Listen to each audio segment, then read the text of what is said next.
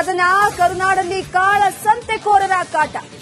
Gas cylinder ಮಾತ್ರವಲ್ಲ, ಅಡುಗೆ ಸಾಮಗ್ರಿಗಳ ಕೊರತೆ ಕೂಡ ಉಂಟಾಗ್ತಿದೆ. ಈಗ ಕೃತಕ ಅಭಾವವನ್ನು ಸೃಷ್ಟಿಸಿ ಡಬಲ್ ಹಣ ವಸೂಲಿಯನ್ನ ಮಾಡೋದಕ್ಕೆ ಮಸಲತ್ತನ್ನ ನಡೆಸಲಾಗ್ತಾ ಇದೆ. ಸಿಲಿಂಡರ್ ಜೊತೆಗೆ ಕ್ಯಾರಿ ಬ್ಯಾಗ್, ಅಡುಗೆ ಮಸಾಲೆಯ ಕಂಟಕ ಈಗ ಶುರುವಾಗಿರುವಂತದ್ದು. ದಾವಣಗೆರೆಯ ನಾನ್ ವೆಜ್ ಹೋಟೆಲ್ಗಳಿಗೆ ಸಿಗ್ತಾ ಇಲ್ಲ ಸಾಮಗ್ರಿ.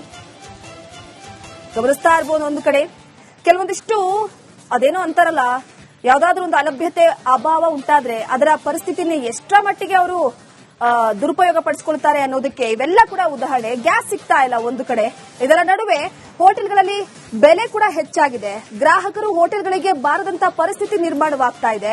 ಇಂತಹ ಸಂದರ್ಭದಲ್ಲಿ ಹೋಟೆಲ್ಗಳು ಕೂಡ ಯಾವುದೇ ಸಾಮಗ್ರಿಗಳು ಹೋಗ್ತಾ ಇಲ್ಲ. ಕ್ಯಾರಿ ಬ್ಯಾಗ್ ಆಗಿರ್ಬೋದು, ಅದರ ಜೊತೆಗೆ ಮಸಾಲಾ ಪದಾರ್ಥಗಳಾಗಿರ್ಬೋದು, ಇವೆಲ್ಲದರ ಕೂಡ ಅಭಾವ ಉಂಟಾ ಇದೆ.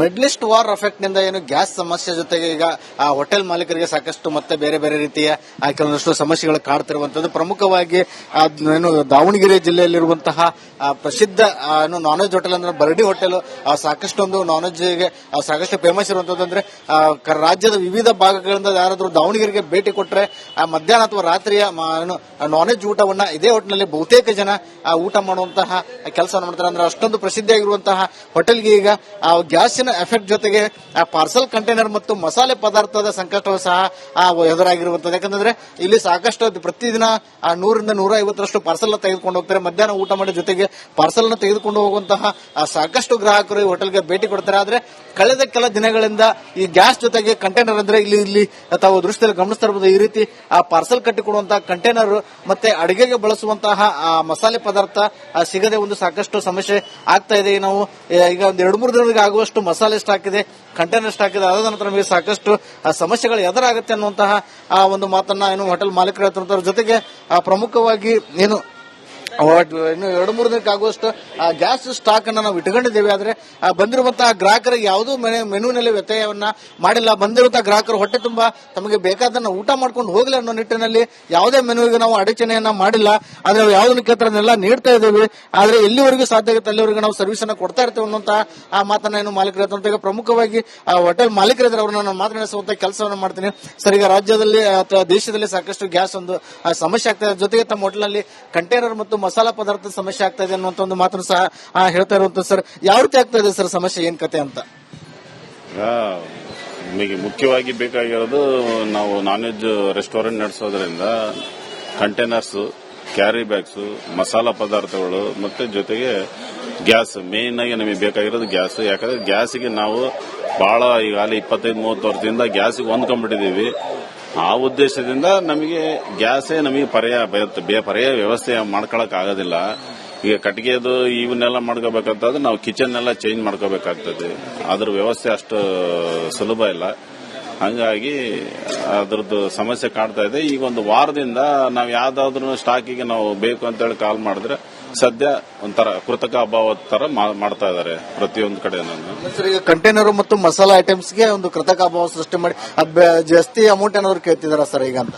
ಜಾಸ್ತಿ ಅಮೌಂಟ್ ಅಲ್ಲ, ನಮ್ಮಲ್ಲಿ ಸ್ಟಾಕ್ ಇಲ್ಲ ಅಂತ ಹೇಳ್ತಾರೆ. ನಮ್ಮಲ್ಲಿ ಸ್ಟಾಕ್ ಇಲ್ಲ ಅಂತ ಅಂದ್ರೆ ಮೀನ್ಸ್ ಅವರು ಬೇರೆ ಕಡೆಗೆ ತರಿಸ್ಕೊಡ್ತೀವಿ. ಮತ್ತೆ ಅದಕ್ಕೆ ಮತ್ತೆ ರೇಟ್ ಸ್ವಲ್ಪ ಜಂಪ್ ಆಗ್ತದೆ.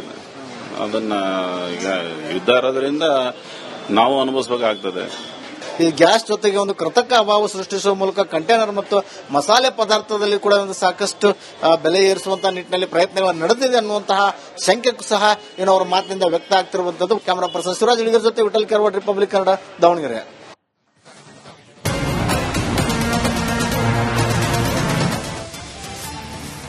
ಕೊಲ್ಲಿಯಲ್ಲಿ ಕದನ, ಕರುನಾಡಲ್ಲಿ ಕಾಳ ಸಂತೆಕೋರರ ಕಾಟ. ಗ್ಯಾಸ್ ಸಿಲಿಂಡರ್ ಮಾತ್ರವಲ್ಲ, ಅಡುಗೆ ಸಾಮಗ್ರಿಗಳ ಕೊರತೆ ಕೂಡ ಉಂಟಾಗ್ತಿದೆ. ಈಗ ಕೃತಕ ಅಭಾವವನ್ನು ಸೃಷ್ಟಿಸಿ ಡಬಲ್ ಹಣ ವಸೂಲಿಯನ್ನ ಮಾಡೋದಕ್ಕೆ ಮಸಲತ್ತನ್ನ ನಡೆಸಲಾಗ್ತಾ ಇದೆ. ಸಿಲಿಂಡರ್ ಜೊತೆಗೆ ಕ್ಯಾರಿ ಬ್ಯಾಗ್, ಅಡುಗೆ ಮಸಾಲೆಯ ಕಂಟಕ ಈಗ ಶುರುವಾಗಿರುವಂತದ್ದು. ದಾವಣಗೆರೆಯ ನಾನ್ ವೆಜ್ ಹೋಟೆಲ್ಗಳಿಗೆ ಸಿಗ್ತಾ ಇಲ್ಲ ಸಾಮಗ್ರಿ. ಗಮನಿಸ್ತಾ ಇರಬಹುದು. ಒಂದು ಕಡೆ ಕೆಲವೊಂದಿಷ್ಟು ಅದೇನೋ ಅಂತಾರಲ್ಲ, ಯಾವ್ದಾದ್ರೂ ಒಂದು ಅಲಭ್ಯತೆ ಅಭಾವ ಉಂಟಾದ್ರೆ ಅದರ ಪರಿಸ್ಥಿತಿನ ಎಷ್ಟರ ಮಟ್ಟಿಗೆ ಅವರು ದುರುಪಯೋಗ ಪಡಿಸ್ಕೊಳ್ತಾರೆ ಅನ್ನೋದಕ್ಕೆ ಇವೆಲ್ಲ ಕೂಡ ಉದಾಹರಣೆ. ಗ್ಯಾಸ್ ಸಿಗ್ತಾ ಇಲ್ಲ ಒಂದು ಕಡೆ, ಇದರ ನಡುವೆ ಹೋಟೆಲ್ಗಳಲ್ಲಿ ಬೆಲೆ ಕೂಡ ಹೆಚ್ಚಾಗಿದೆ. ಗ್ರಾಹಕರು ಹೋಟೆಲ್ಗಳಿಗೆ ಬಾರದಂತ ಪರಿಸ್ಥಿತಿ ನಿರ್ಮಾಣವಾಗ್ತಾ ಇದೆ. ಇಂತಹ ಸಂದರ್ಭದಲ್ಲಿ ಹೋಟೆಲ್ಗಳಿಗೆ ಕೂಡ ಯಾವುದೇ ಸಾಮಗ್ರಿಗಳು ಹೋಗ್ತಾ ಇಲ್ಲ. ಕ್ಯಾರಿ ಬ್ಯಾಗ್ ಆಗಿರ್ಬೋದು, ಅದರ ಜೊತೆಗೆ ಮಸಾಲಾ ಪದಾರ್ಥಗಳಾಗಿರ್ಬೋದು, ಇವೆಲ್ಲದರ ಕೂಡ ಅಭಾವ ಉಂಟಾ ಇದೆ.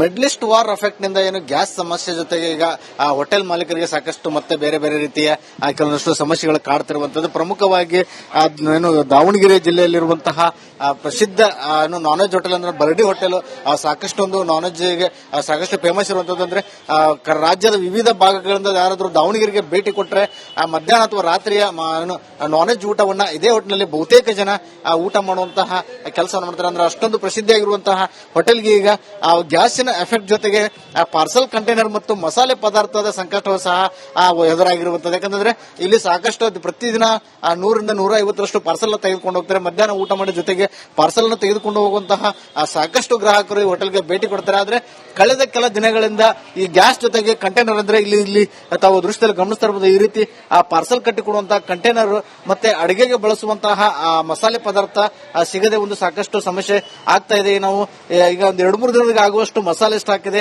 ಕಂಟೈನರ್ ಸ್ಟಾಕ್ ಇದೆ. ಅದಾದ ನಂತರ ನಮಗೆ ಸಾಕಷ್ಟು ಸಮಸ್ಯೆಗಳು ಎದುರಾಗುತ್ತೆ ಅನ್ನುವಂತಹ ಒಂದು ಮಾತನ್ನ ಏನು ಹೋಟೆಲ್ ಮಾಲೀಕರು ಹೇಳ್ತಾರೆ. ಜೊತೆಗೆ ಪ್ರಮುಖವಾಗಿ ಏನು 2-3 ದಿನಕ್ಕೆ ಆಗುವಷ್ಟು ಗ್ಯಾಸ್ ಸ್ಟಾಕ್ ಅನ್ನ ನಾವು ಇಟ್ಕೊಂಡಿದ್ದೇವೆ. ಆದ್ರೆ ಬಂದಿರುವಂತಹ ಗ್ರಾಹಕರಿಗೆ ಯಾವುದೂ ಮೆನುವಿನಲ್ಲಿ ವ್ಯತ್ಯಯವನ್ನ ಮಾಡಿಲ್ಲ. ಬಂದಿರುವಂತಹ ಗ್ರಾಹಕರು ಹೊಟ್ಟೆ ತುಂಬಾ ತಮಗೆ ಬೇಕಾದನ್ನ ಊಟ ಮಾಡ್ಕೊಂಡು ಹೋಗ್ಲಿ ಅನ್ನೋ ನಿಟ್ಟಿನಲ್ಲಿ ಯಾವುದೇ ಮೆನುವಿಗೆ ನಾವು ಅಡಚಣೆಯನ್ನ ಮಾಡಿಲ್ಲ.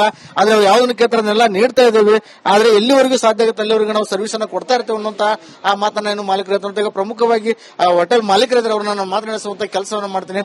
ಸರ್, ಈಗ ರಾಜ್ಯದಲ್ಲಿ ಅಥವಾ ದೇಶದಲ್ಲಿ ಸಾಕಷ್ಟು ಗ್ಯಾಸ್ ಒಂದು ಸಮಸ್ಯೆ ಆಗ್ತದೆ. ಜೊತೆಗೆ ತಮ್ಮ ಹೋಟೆಲ್ನಲ್ಲಿ ಕಂಟೈನರ್ ಮತ್ತು ಮಸಾಲಾ ಪದಾರ್ಥದ ಸಮಸ್ಯೆ ಆಗ್ತಾ ಇದೆ ಅನ್ನುವಂತ ಒಂದು ಮಾತನ್ನು ಸಹ ಹೇಳ್ತಾ ಇರುವಂತ. ಸರ್, ಯಾವ ರೀತಿ ಆಗ್ತಾ ಇದೆ ಸರ್ ಸಮಸ್ಯೆ, ಏನ್ ಕತೆ ಅಂತ?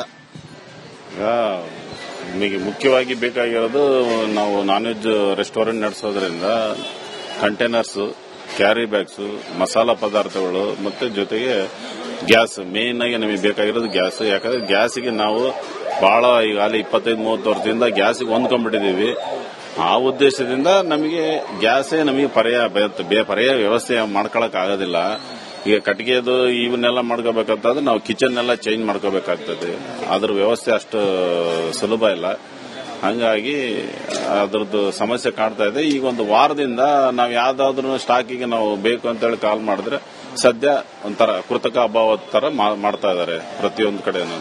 ಈಗ ಕಂಟೈನರ್ ಮತ್ತು ಮಸಾಲಾ ಐಟಮ್ಸ್ಗೆ ಒಂದು ಕೃತಕ ಅಭಾವ ಸೃಷ್ಟಿ ಮಾಡಿ ಜಾಸ್ತಿ ಅಮೌಂಟ್ ಏನಾದ್ರು ಕೇಳ್ತಿದಾರ ಸರ್ ಈಗ ಅಂತ?